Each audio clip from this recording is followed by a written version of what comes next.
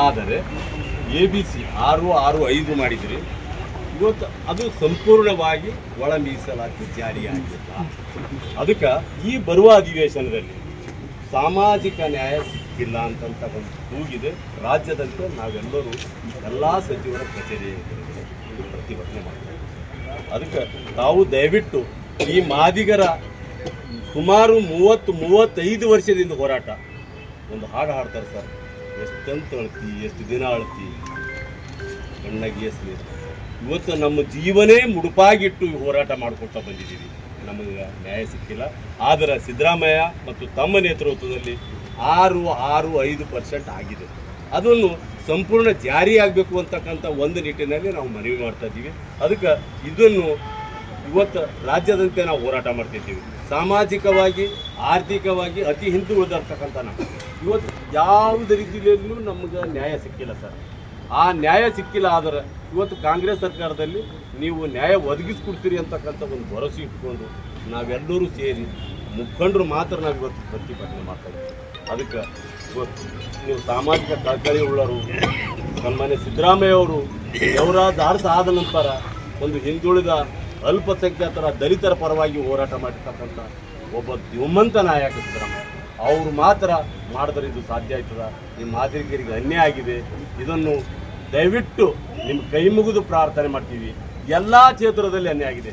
ಇವತ್ತು ವಿಶ್ವವಿದ್ಯಾಲಯದಲ್ಲಿ ಒಂದು ಹುದ್ದೆ ಸೇರ್ಪಡೆ ಆಗಬೇಕಾದ್ರೆ ಅಲ್ಲೂ ಕೂಡ ABC ಆಗಬೇಕಾದ್ರೆ ಅಲ್ಲೂ ಕೂಡ ತೊಂದರೆ ಆಗ್ತಾ ಇದೆ.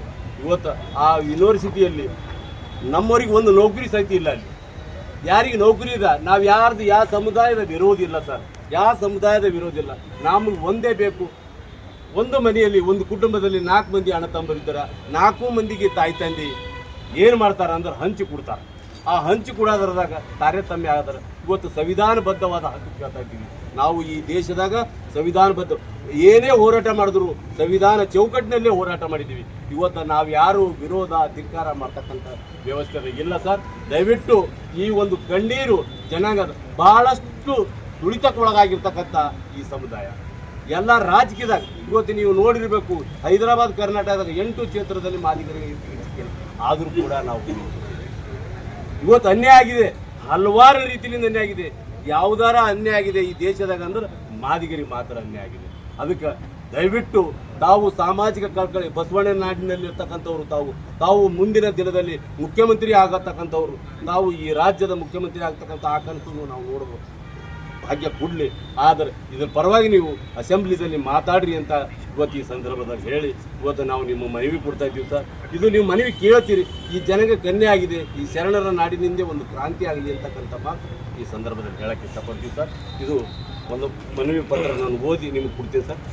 ಇಲ್ಲೇ ಕೊಡ್ತೀರಿಲ್ಲ ಸರ್. ಈಗ ಹೇಳ್ರಿ, ಎಲ್ಲರ ಕೈ ಇಡ್ರಿ. ಜರ ವೈಡ್ ಆಗ್ರಿ, ಸರ್. ಇವತ್ತು ವೈಡ್ ಆಗ್ರಿ ಸರ್.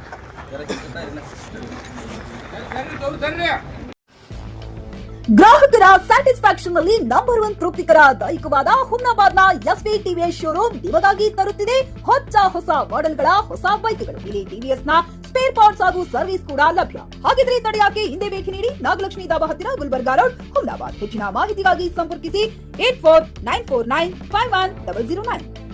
ಫ್ಲಾಟ್ ಖರೀದಿಸುವ ಪ್ಲಾನ್ ಇದ್ದೀರಾ? ಹಾಗಾದ್ರೆ ಕೇತಕಿ ಡೆವಲಪರ್ಸ್ ನಲ್ಲಿ ಮೂಲಭೂತ ಸೌಕರ್ಯಗಳುಳ್ಳ CC road, footpath, garden, under drainage, water supply, ಉತ್ತಮ ಪರಿಸರವುಳ್ಳ ಫ್ಲಾಟ್ಸ್ ಲೇಔಟ್ ಲಭ್ಯ. ಬೀದರ್, ಹುಮ್ನಾಬಾದ್ ಸೇರಿದಂತೆ ಹಲವು ಭಾಗಗಳಲ್ಲಿ ಸುಂದರ ಲೇಔಟ್ಗಳಿದ್ದು ಅತ್ಯುತ್ತಮ ಬೆಲೆ, EMI ಸ್ಕೀಮ್ಸ್ ಅನ್ನು ಲಭ್ಯ. ಹಾಗಿದ್ರೆ ತಡೆಯಾಕೆ ಹಿಂದೆ ಸಂಪರ್ಕಿಸಿ 7676474747. MD ಸಂಗಮೇಶ್ ಚಿದ್ರಿ, ಹುಮ್ನಾಬಾದ್.